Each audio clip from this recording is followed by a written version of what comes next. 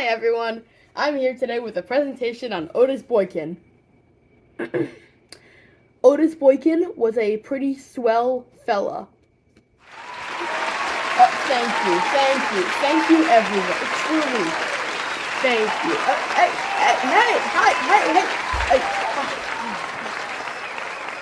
Okay, well, now it's time for our feature presentation that is slightly less than reading an index card. So, please join me as I present to you Otis Boykin, the real video that wasn't an index card. Thank you.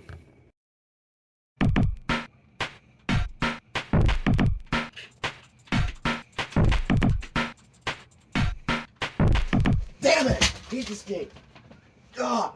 Why do I? How about I give you something to take your mind off it? I like this game. Just I'm good at it.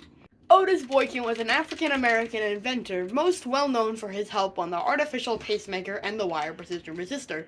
Say, you may even be using a wire precision resistor now. I don't care about the wire precision resistor. I don't even know what an artificial pacemaker is. Just get out of my room, please! What's that? You want to learn about his early life? Just get out of my room. Otis Boykin was born on August 29, 1920 in Dallas, Texas.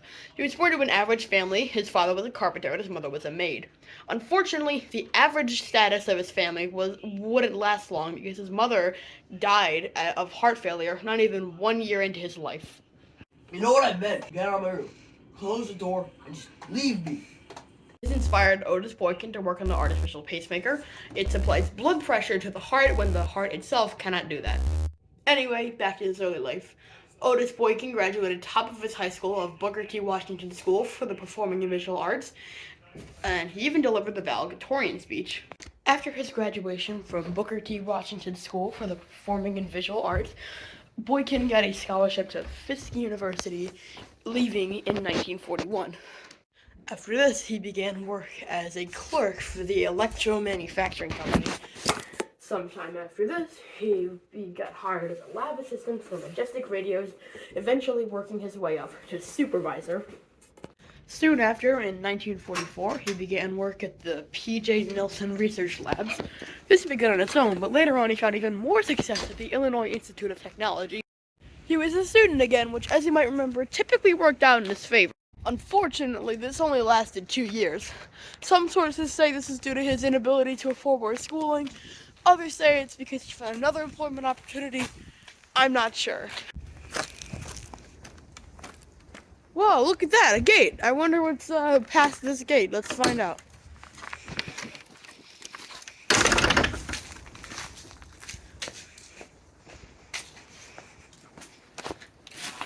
The shop. Well, I am pretty hungry. I should go there.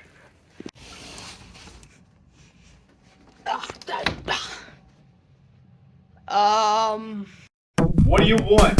You got any, like, chips or something? You should have a bag of chips and one in each drawer. Check. While he does that, let's talk about Otis Boykin. Throughout the 1950s, Otis Boykin spent the decade with a fellow engineer, Dr. Hal Fruth. They worked at the Monson Manufacturing Company and probably invented a thing or two there. Unfortunately, Otis Boykin's life was cut short due to the same illness that took his mother. That's right, the man who invented the pacemaker died of heart failure. I'm sure my English teacher would love to hear me call this situational irony. Hi, Miss Airstone. That'll be $1.49. Can I pay you in a lesson of the things that Otis Boykin invented? Kid, give me the money and get out of the store. So what did Otis Boykin manage to do in terms of inventing? Well, as previously mentioned, he worked on the technology behind the pacemaker.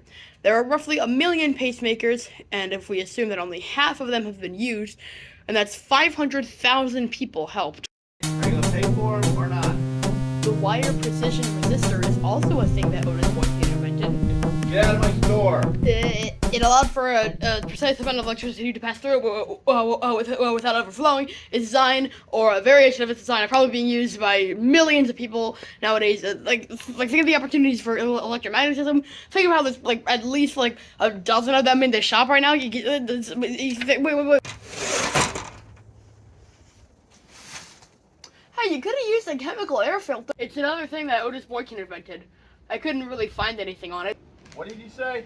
Hey, Otis Boykin also invented a burglar-proof cash register. Maybe you should look into one of those!